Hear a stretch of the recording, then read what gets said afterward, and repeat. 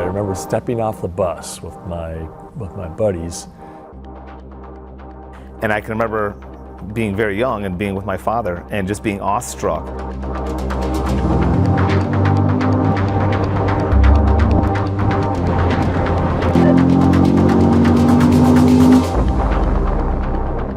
I looked around, here's this silver spaceship driving in.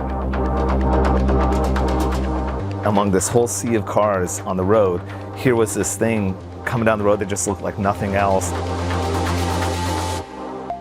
The one that sticks out in my head would have been the C4 Grand Sport. And it was a white C4 convertible. It was a C5 Corvette, bright yellow.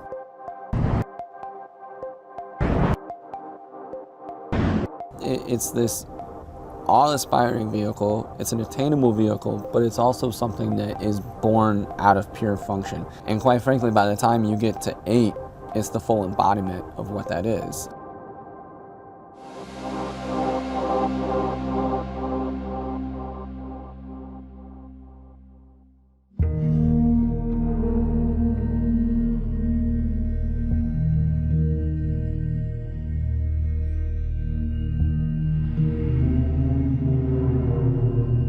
Over the course of my career, I've been involved with Corvette on one level or another, probably from my first day of becoming part of the Corvette team, all the way to the current 2020 Stingray. I became the director of design for Corvette for the 6th generation. And during the development of each of those, there were probably a few significant key design elements. Those are the heritage of Corvette. What are those elements throughout the years, whether it's proportion, surface, graphics, that you can identify and then distill down to their basic elements in a timeless way. Like, for instance, the fender shapes, the profile, the proportion really is big. We have this canopy on a lower fuselage like a jet fighter. That's probably the second element, is aircraft have been inspirational. And why is that? Because they're usually high performance, they're purpose driven, there's a singular mission for them, and it relates to Corvette beautifully. Another aspect is racing. Racing has had a huge influence on Corvette, and particularly, obviously, this last 2020 Stingray is a culmination of all that experience. The character that you see of the car, the design, is influenced by the functional aspects of the race vehicles.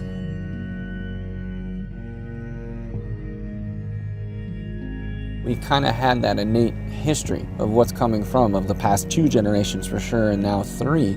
My point is that you see this level of function and continue grow and grow. And then you get back into the racing program at the same time then. And you see that where the track starts to become the inspiration for the regular man. And I think that's always been a beautiful part about Corvette, is that we're going to the track with this, we're doing our best to win. Obviously it's a shift in where we've placed a motor, but the reality is what caused that shift was what you saw grow from 4 to 5 to 6 to 7. We peaked out where we were at, and it was time to move on. And I remember clearly Tad Schechter, the chief engineer, saying, you know, we've optimized this platform as much as we possibly can. Now it's time to go to mid-engine.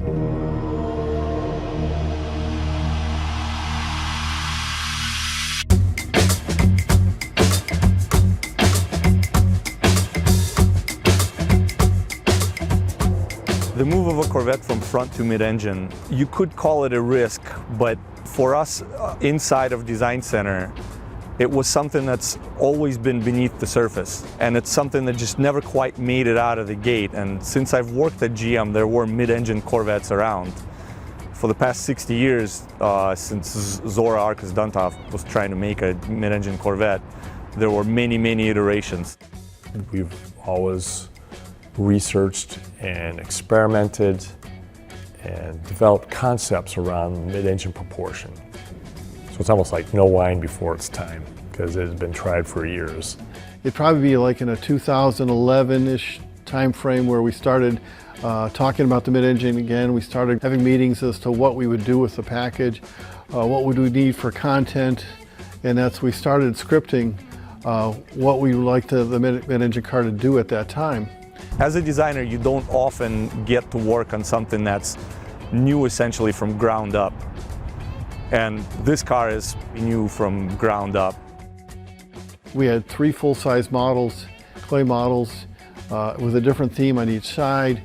We probably had at least 12 scale models. You know, a scale model we would develop for 2 weeks and decide, you know, was there merit to the design? If it didn't have merit, then we would just drop that scale. So we were constantly, you know, churning and reworking scales as we were looking for a lot of themes in that.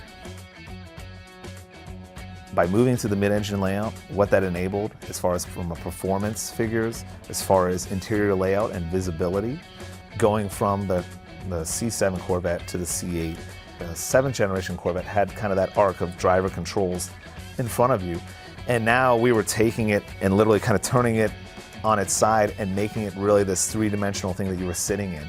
The difference of how extreme, how much lower the IP is, how much richer all the materials are, how much more sculptural and 3-dimensional the interior space is. I think that's going to be a really big takeaway and something that a lot of people aren't going to be expecting when they get inside of it. If you jump from a current Corvette C7 to the C8, the experience that the customer is going to get, when you start adding that all together, it's hard to look at going to a mid-engine configuration as a risk. It's going to take all those things that the front engine car did and just take them to the next level.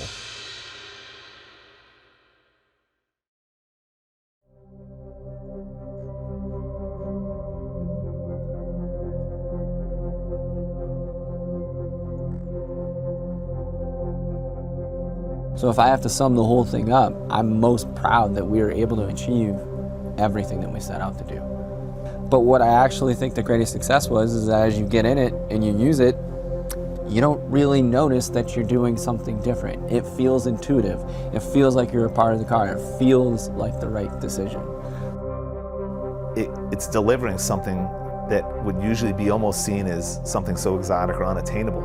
It makes it where this experience can be yours. It makes it to a much higher volume of people that can actually have something and get behind the wheel and drive something that's going to feel completely like forbidden fruit, right? It's like, oh, you would have never thought you could get a car like that.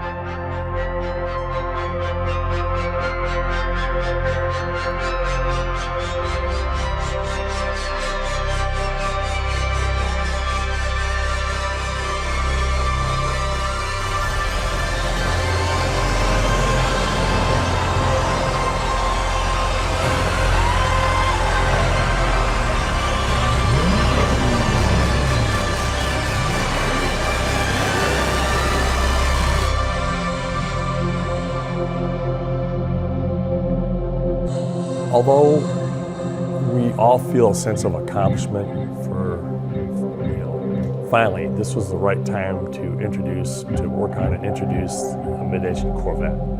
But I'm here to tell you that that is just the tip of the iceberg. Just imagine where it can go from this point. This is just the beginning.